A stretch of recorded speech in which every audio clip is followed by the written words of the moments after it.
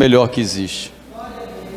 Quando nós falamos do amor de Deus, nós nos fortalecemos, nós somos purificados por ela, porque é a palavra que nos santifica, é essa palavra que transforma as nossas vidas, e é por isso que o Senhor nos orienta a meditar nela de dia e de noite. Hoje pela manhã lá no trabalho eu dava uma palavra falando a respeito disso, de que todo o sistema em que hoje o mundo é governado, todo mundo é governado, é um sistema baseado na mentira e na manipulação. Então os programas que nós assistimos na televisão, todos eles são estudados, baseados no comportamento humano, para mudar e levar a pessoa para onde eles querem. A palavra de Deus diz que o mundo jaz no maligno. Então toda a questão da mídia, ela é manipuladora, e a maioria das coisas que eles falam são mentira. Até os fatos que acontecem, quando eles vão noticiar, eles distorcem. E quando você distorce uma verdade, ela passa a não ser uma meia verdade, mas mentira mesmo. Porque eles querem manipular as pessoas e colocar na direção que eles desejam. Mas eu quero dizer para vocês que nós não estamos mais participando disso, ou pelo menos não devemos participar, porque a palavra de Deus diz que Deus nos tirou do reino das trevas, né? Ele nos tirou daqui, desse reino, nos transportou para outro reino, que é o reino do Filho do seu amor, é um reino espiritual, e esse reino, ele tem uma constituição que é perfeita. A palavra de Deus, ela é reta, é pura, e ela é lâmpada para os nossos pés e luz para o nosso caminho. Então é nisso que nós temos que firmar a nossa vida, estar com a nossa mente meditando dia e noite, para que sejamos aperfeiçoados e moldados dentro desse padrão. Por isso que a palavra de Deus diz que aquele que se inclina para a carne, e a carne tem a ver com o mundo, se torna inimigo de Deus, porque vai fazer a vontade do mundo, e o mundo jaz no maligno. A vontade do mundo é destrutiva. A nossa mente precisa ser transformada, como está em Romanos 12, 2, ele diz assim: não vos conformeis com este mundo. Hoje eu saí com um colega de trabalho, esse menino é meio trabalhoso, aí ele começou a contar uma história, que ele saiu do lugar que ele morava, e foi morar em outro lugar, por causa da violência e tal, e disse que entrou um camarada lá de moto, e deu tiro lá nos muros. Passado um tempo, o cara voltou, e o pessoal pegou essa pessoa, e deu um tiro na cabeça e matou. Ele estava contando para o outro colega lá. Aí, bem feito, está vendo? E aí eu entrei, digo, como bem feito? Não foi dado ao homem o direito de tirar a vida do outro. E você está dizendo bem feito, e se fosse com você? Ou se fosse com alguém da sua família? Mas o mundo está assim, o mundo está aplaudindo a violência, o crime, a prostituição, a promiscuidade. O mundo acha isso tudo normal. Mas isso é completamente anormal para nós, porque o nosso padrão é um padrão de santidade, é um padrão de perfeição, em que Deus entra na nossa vida para fazer esse trabalho de aperfeiçoamento. Por isso que está escrito que a obra que Ele começou, Ele vai aperfeiçoar, e nós temos que estar nesse processo contínuo de aperfeiçoamento. Mas isso só vai acontecer se a nossa mente estiver meditando dia e noite na palavra. Às vezes eu converso com pessoas que dizem que são cristãs, mas o que sai de dentro delas não tem nada a ver com o cristianismo, porque diz que do que a boca fala, o coração está cheio. O que sai de dentro de nós tem que sair com um padrão celestial, tem que ser algo que esteja na palavra. Tudo que nós falarmos tem que ser respaldado pela palavra, senão o nosso padrão não é celestial. E para isso nós precisamos ter um guia. Então Jesus falou assim: eu vou para o Pai, mas eu não vou deixá-lo sozinho. Eu vou enviar outro Consolador, o Espírito da verdade, que vos guiará em toda a verdade. O Espírito Santo. Para nós entendermos a palavra, recebermos revelação da palavra e sermos trabalhados pela palavra, nós dependemos do Espírito Santo. É o Espírito de Deus que nos orienta, nos capacita e nos revela a palavra de Deus. E nós devemos buscar o Espírito Santo. Devemos nos encher do Espírito Santo. Devemos deixar o Espírito de Deus trabalhar em nossa vida, fazendo as transformações e as mudanças que nós precisamos em cada área da nossa vida. Ele é o nosso orientador, é o nosso mestre, o nosso professor. É Ele que quer guiar a nossa vida em tudo. E nós precisamos permitir, porque Ele não invade a privacidade de ninguém. O Espírito de Deus é cavalheiro. Ele chega e pede licença. Ele não invade. Ele não arromba a porta. Ele bate: eis que estou à porta e bato. Se você ouvir a minha voz e abrir a porta, eu entrarei e cearei contigo. E é isso que Ele faz. Ele está batendo sempre na porta do coração dos homens, do nosso coração. Isso não serve só para as pessoas que não aceitaram Jesus ainda não. Todos os dias o Espírito de Deus está batendo no nosso coração, porque às vezes, mesmo frequentando a igreja, nosso coração está endurecido, a porta está fechada, o Espírito de Deus não está tendo acesso à nossa vida. E Ele quer ter acesso, Ele quer ter liberdade, porque Ele é nosso melhor amigo, Ele quer andar conosco. Ele quer nos ensinar. Só que nós precisamos ter um coração ensinável. Só aprende quem tem um coração ensinável, que se dobra para aprender. Abra aí a sua Bíblia, por favor. Eu deixei vocês de castigo um pouquinho em pé aí para esticar as pernas. Tem um idoso ali que ficou sentado o tempo todo. Você tem 70 e quantos anos, meu filho? Hein? Só?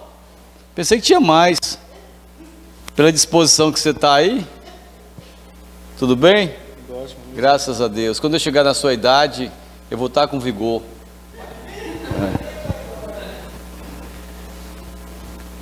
Vamos lá? Isaías capítulo número 11. Deixa eu usar minha lanterna aqui, porque essas lâmpadas aqui são meio fracas, sabe? Versículo de número 1. Um ramo surgirá do trono de Jessé. Isaías 11. Acharam? Estão precisando, não é ir para a escolinha do professor Raimundo não, viu? Para a escola bíblica dominical. Um ramo surgirá do trono de Jessé, e das suas raízes brotará um renovo. O Espírito do Senhor repousará sobre ele, o Espírito que dá sabedoria e entendimento, o Espírito que traz conselho e poder, o Espírito que dá conhecimento, o Espírito que dá conhecimento e temor do Senhor, e ele se inspirará no temor do Senhor. Não julgará pela aparência, nem decidirá com base no que ouviu, mas com retidão julgará os necessitados, com justiça tomará decisões em favor dos pobres, com suas palavras, como se fosse um cajado, ferirá a terra, com o sopro de sua boca matará os ímpios. A retidão será a faixa de seu peito e a fidelidade o seu cinturão. Amém?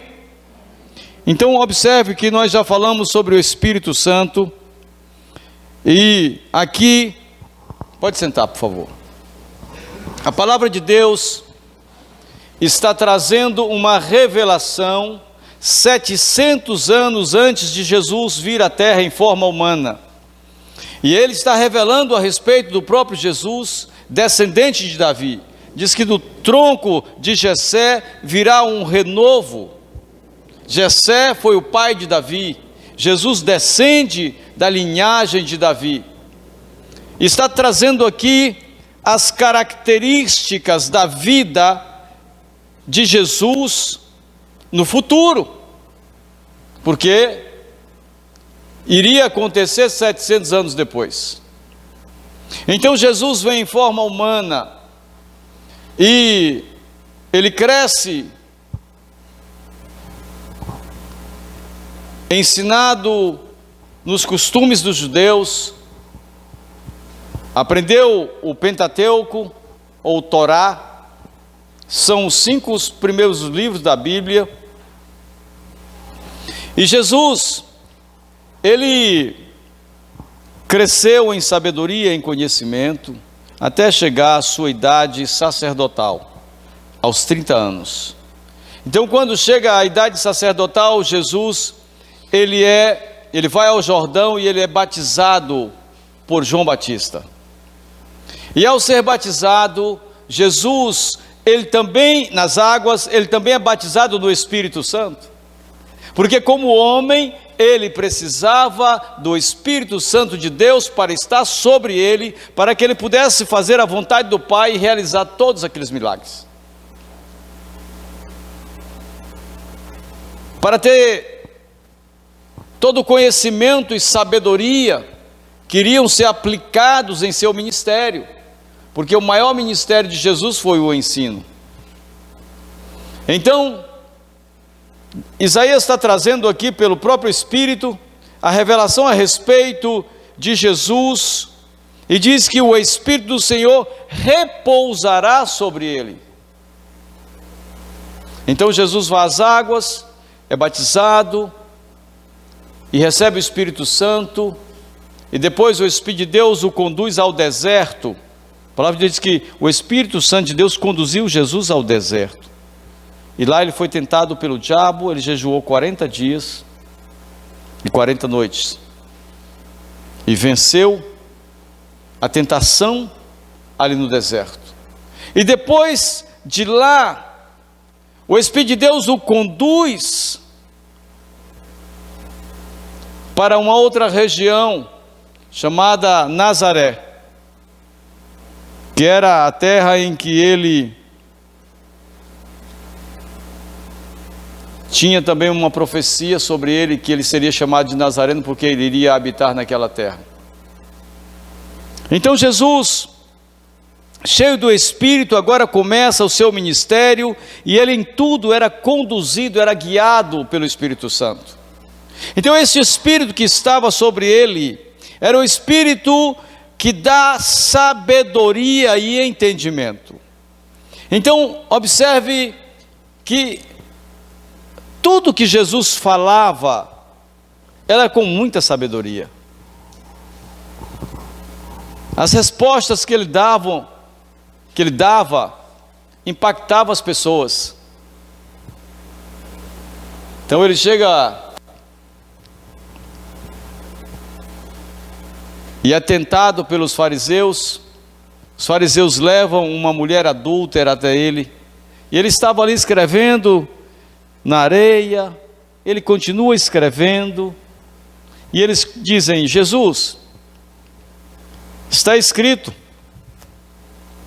que a mulher, e não está assim, né? Os fariseus estavam tentando Jesus, que for pega em adultério, essa deve ser apedrejada.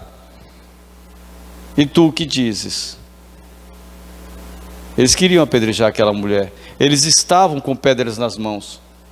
E Jesus continua ali calmamente, e quando ele se levanta, ele diz: aquele que não tiver pecado, atire a primeira pedra. As suas palavras pegavam no âmago da alma do homem. As palavras de Jesus, elas não agradaram muitas pessoas, porque ela confrontava o homem orgulhoso, prepotente, arrogante, dava de encontro. E é por isso que eles tentavam matar Jesus todo o tempo, porque eles não queriam ouvir aquilo que o homem mais odeia na face da terra.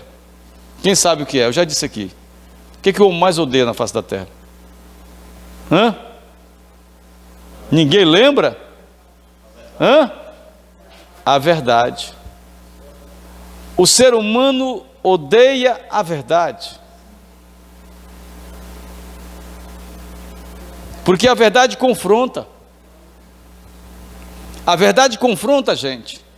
Só que a verdade é tudo. Porque a verdade é Jesus. Ele diz: eu sou o caminho, eu sou a verdade e eu sou a vida. Então Jesus, ele tinha sabedoria e entendimento, porque sobre ele repousava o Espírito Santo de Deus, o Espírito da sabedoria e do entendimento. Então tudo que ele falava era com entendimento e com sabedoria. Todas as suas respostas impactavam. Porque nós somos engraçados. A gente às vezes faz uma pergunta, mas a gente só espera um tipo de resposta. A gente quer algo que agrade a gente, não é? A gente quer algo que satisfaça o nosso ego, a nossa vontade. E Jesus, na maioria das vezes, dava respostas que não agradavam. Chega Nicodemos para Jesus. Foi à noite, foi escondido. Ele era um mestre, um doutor da lei, participava de todo aquele movimento farisaico da época. Até hoje tem esse negócio aí, viu? O que tem de fariseu dentro da igreja, só misericórdia, né? Fariseu é aquele que veste uma capa de santidade e fica apontando defeito de todo mundo. Parece que ele nunca tem defeito, só os outros que tem. Ele acha defeito em todo mundo. Tudo que você fala para ele, ele sabe, né? Tudo que você fala para ele, ele rebate. É o fariseu. Seu fariseu. Manda que os outros obedeçam, mas ele nunca gosta de obedecer. Então Nicodemos chega para Jesus, vai lá e diz assim: mestre, nós sabemos. Ó, se ele fala nós, não era só ele, tinha mais gente, concorda? O grupo dele sabia. Nós sabemos que tu és vindo de Deus, porque ninguém pode fazer os milagres que tu fazes, se Deus não for com ele. E Jesus não encheu o peito e disse assim: oh, tu falou a verdade, eu sou o cara, sou eu mesmo. Jesus disse assim: ó, em verdade te digo que necessário é nascer de novo. Aí pirou a cabeça de Nicodemos. Como? Como posso eu nascer de novo já sendo velho? Voltaria eu para o ventre da minha mãe? Mexia com a pessoa, impactava. Que loucura, o que esse homem está me falando? Mas como é que eu vou voltar para o ventre? Vou nascer de novo como? Aí Jesus disse: olha, aquele que não nascer da água e do Espírito, não poderá entrar no reino dos céus. Então nós precisamos nascer da água e do Espírito, porque Jesus nasceu da água e do Espírito, mesmo não tendo pecado, porque é o Espírito Santo que nos traz o entendimento da palavra e nos leva a fazer a vontade de Deus. Não tem como realizar a vontade do Pai se o Espírito de Deus não for conosco. Não tem como. Não adianta a gente fazer ritual, cerimônia religiosa, e nós temos uma facilidade de ser ritualista, de todo dia ficar repetindo as mesmas coisas, sabe? Esquecendo que o Espírito Santo de Deus, ele nos leva a viver em novidade de vida, ele não é repetitivo. E nós precisamos ouvir a voz do Espírito Santo como Jesus ouvia, e aonde ele estava era o lugar que o Espírito de Deus o conduzia. O que ele falava era vindo do Espírito Santo, ele não falava o que ele queria.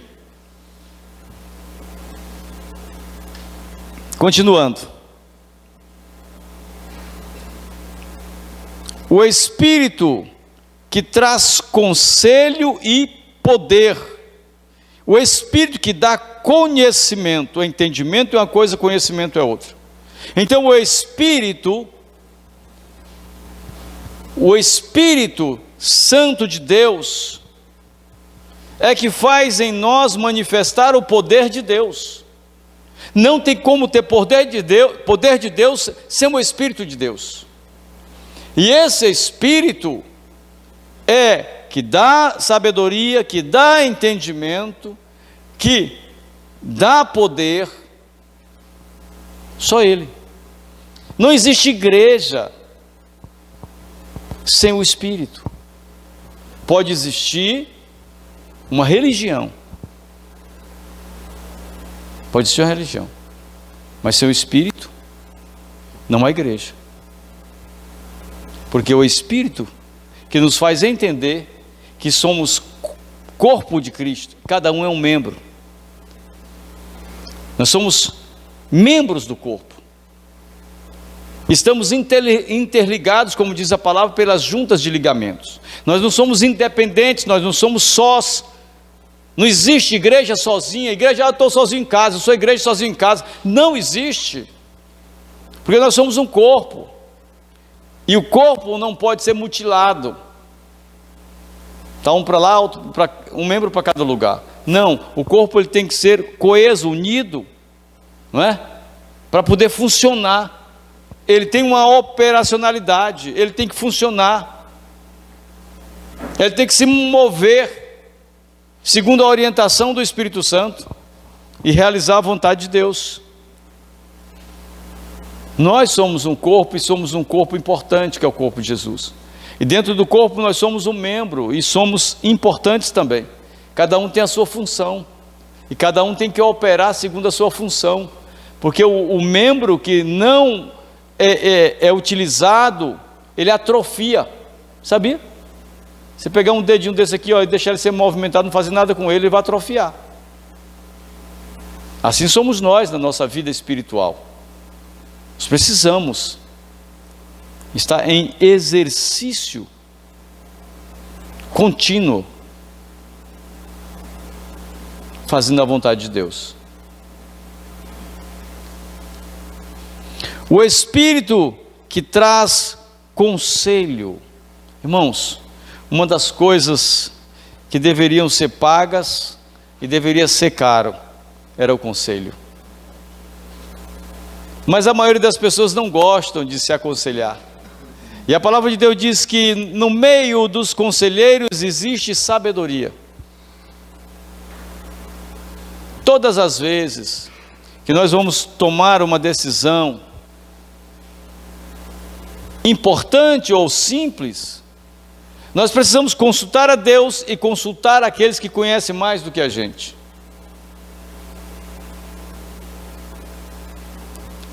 Quando eu quero fazer alguma coisa, essa semana eu precisei resolver um negócio no carro, eu liguei para uma pessoa da área que conhece e pedi um conselho.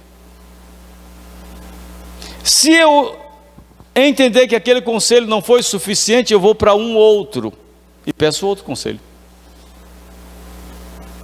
porque eu não conheço aquela área. Não é o meu papel também conhecer. Então eu vou pedir um conselho para que eu possa tomar a decisão certa, mais assertiva possível. Mas se eu for de qualquer forma e tomar a minha decisão, provavelmente eu vou tomar a decisão errada, ou vou tomar algum prejuízo. E a pessoa vai explicando e dando, você vê que a pessoa conhece tanto aquilo, ó, você vai assim, fala com fulano de tal, ele tem que ser assim, ó, se ele lhe oferecer isso, não queira, porque isso aqui, e o cara vai dando todos os detalhes para você. Por quê? Porque ele conhece, então ele pode aconselhar. E conselho só ouça de duas pessoas, só, de quem te ama e de quem tem conhecimento da área que você precisa. Para os jovens, a maioria dos jovens hoje quer se aconselhar com pessoas que não são da sua família. Às vezes o pai, a mãe orienta, fala, ele não quer porque é de casa e tudo, e ele vai se aconselhar com alguém que não tem condição nenhuma de lhe aconselhar.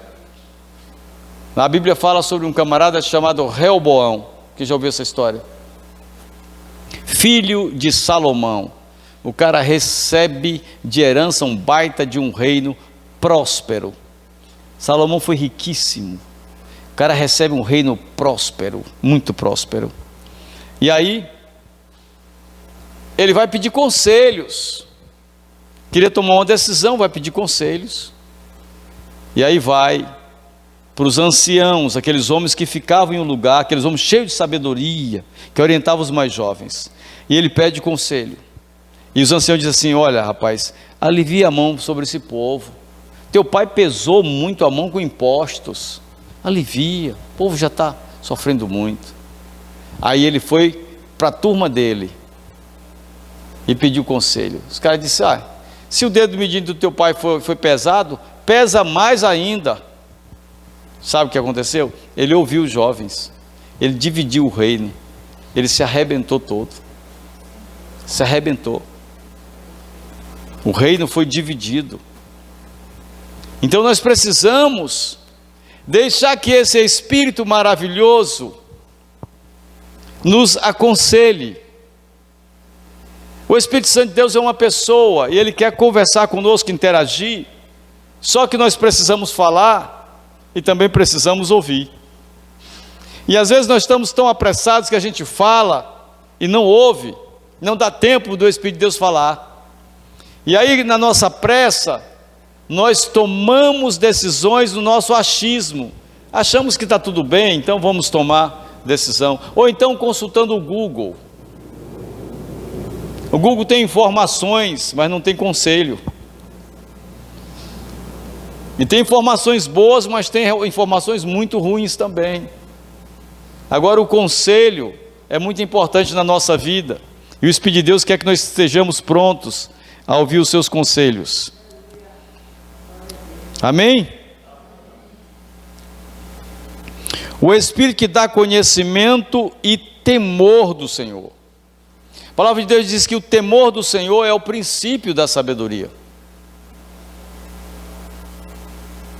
É o princípio, é o início. Quer ser uma pessoa sábia, tema a Deus. O temor de Deus é que nos afasta das coisas erradas. É o temor de Deus que nos leva sempre a entender que tudo que nós fizermos, aonde nós estivermos, Ele vai estar lá, Ele está observando, Ele está vendo tudo. Então não adianta eu fazer coisas erradas, achando que está tudo bem, não, porque Ele está observando, Ele está vendo tudo. Então eu tenho que temer a Deus ao ponto de lutar para não errar contra Deus, para não pecar contra Deus. Isso é temor. Temor não é medo. Temor é reverência e é respeito pelo Senhor. Eu não vou pecar, porque eu vou desagradar o meu Senhor.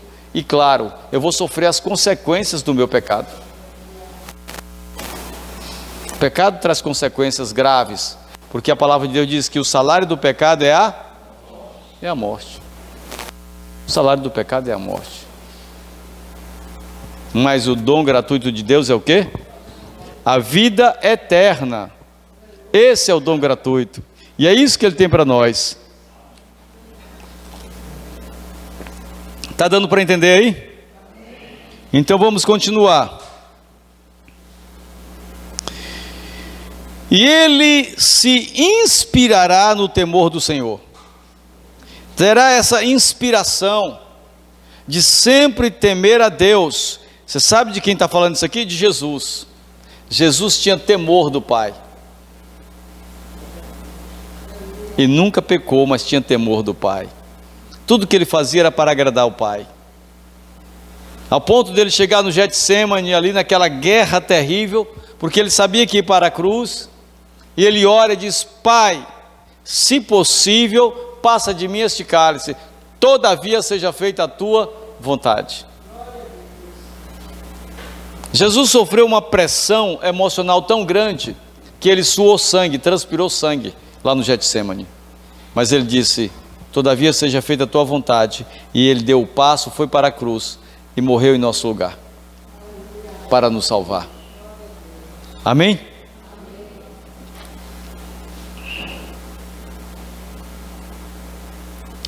Não julgará pela aparência. Hoje foi tão engraçado. Um colega mostrou uma foto de uma pessoa. Disse: está vendo aqui, o cara é ruim, olha a cara dele, ó a cara dele. Falei assim: filho, eu conheço tanta gente com carinha de anjo, que é um capeta, ruim, carinha de anjo e mal. E tem pessoas que você olha assim para a cara da pessoa, pensa num negócio feio, você não olha, a princípio você não gosta, mas a pessoa tem um coração cheio de amor, um coração bondoso. Então a gente nunca pode julgar pela aparência. Sabe por que nós não podemos julgar? Porque você não conhece a história da pessoa. Às vezes a pessoa está com a fisionomia abatida e você julga, mas você não sabe o sofrimento e a história da vida dela, não é? Quando Samuel foi enviado pelo Senhor à casa de Jessé para ungir um rei, ele não sabia quem era, ele não conhecia os filhos de Jessé. E aí vem um bonitão, não sei se é igual a mim assim, todo forte, bonito, né? Chegou lá, tinha um cabelo longo, não sei se era igual ao meu também, mas ele que era cabeludo. Aí Samuel olhou e disse: opa, eis que eu vejo o rei de Israel em minha frente. Aí Deus disse: opa, rapaz, não é esse não, não é esse não, porque você vê o que está à sua frente. Eu sondo o coração, eu vejo o que está no coração, eu vejo o que está por dentro. Ele sabe, ele sabe. Então não adianta a gente fingir, a gente criar uma aparência falsa, né? Os fariseus viviam assim, eles se vestiam de roupões, gostavam de orar nas esquinas, alto, para todo mundo ver. Esses homens são de oração, que homem de Deus. Mas era tudo mentira, era só aparência. Continuando,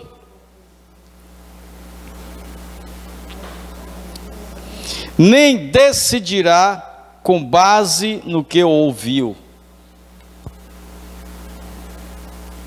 nem decidirá com base no que ouviu. Irmãos, a palavra de Deus diz: seja todo homem pronto para ouvir e tardio para falar.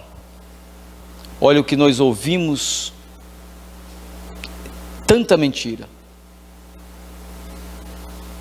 Você está no seu trabalho, aí vem um colega, quer lhe prejudicar, aí diz assim: ó, fulano de tal falou isso e isso de você. Você ouviu, já julgou o seu colega, já ficou com raiva dele, não foi nem saber se era verdade, julgou pelo que ouviu. E isso é perigosíssimo.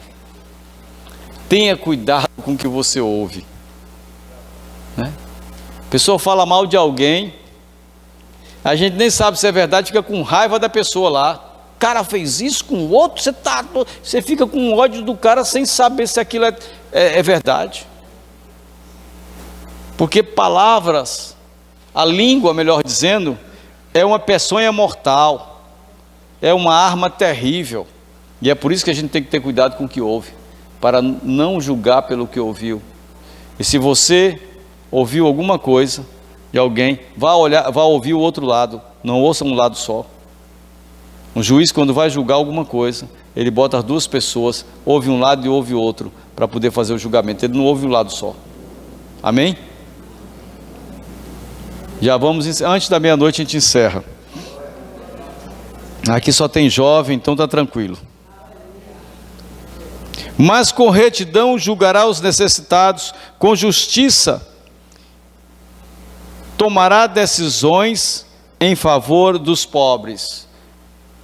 Tomará decisões em favor daquele que é mais fraco. Não é? Normalmente as pessoas mais fortes gostam de subjugar os mais fracos. Mas a gente tem que sempre estar observando para ajudar o mais fraco. O mais fraco precisa de ajuda. O mais forte não. Quem já brigou na rua aqui? Todo mundo é santo assim, é? Ah, tudo bonzinho aí, ó. Pô, quebrava o pau, irmão, quando era moleque. Vai pra lá, era caça. Aí tinha uma rivalidade entre uma cidade e outra vizinha lá, e era um negócio, aí ia. Aí a gente não podia ser um menino besta não, tinha que ser esperto, não podia ir um só, se fosse um só tomava pau. Aí a gente já sabia e já se preparava. Ó, eu vou e vocês ficam por perto, na hora que o negócio pegar já chega todo mundo e a gente...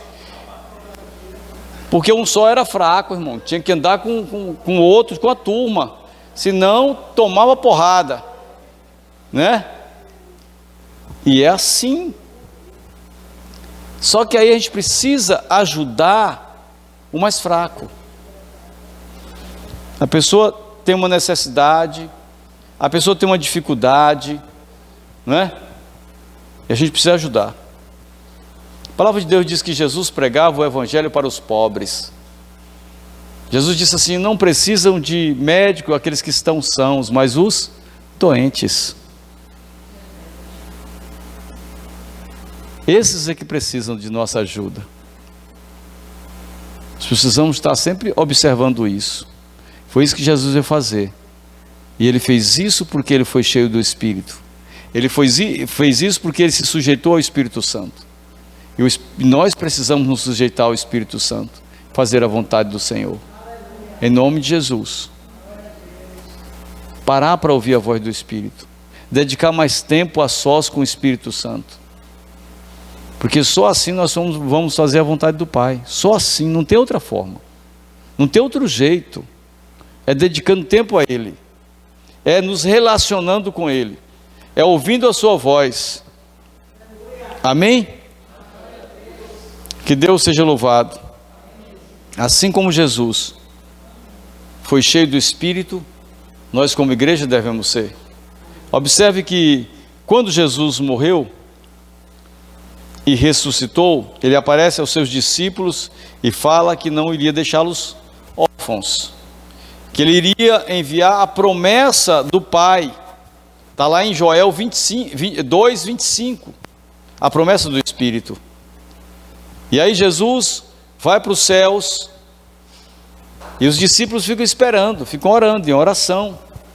Em Atos 2 mostra que de repente veio um vento, um barulho como de um vento impetuoso, e encheu aquele lugar da glória de Deus, e todos foram cheios do Espírito. Ali começa a igreja a ser conduzida pelo Espírito e a crescer e a frutificar, ao ponto de no primeiro dia, no primeiro discurso de Pedro, ele ganhou 3.000 almas. 3.000. E a igreja fazia muitos sinais, prodígios e maravilhas, porque era cheia do Espírito. E é isso que nós devemos buscar, porque nós também temos que fazer os sinais que ele fazia. E Jesus falou que eu vou para o Pai e vocês farão sinais maiores ainda. Então tem que acontecer os sinais. Amém?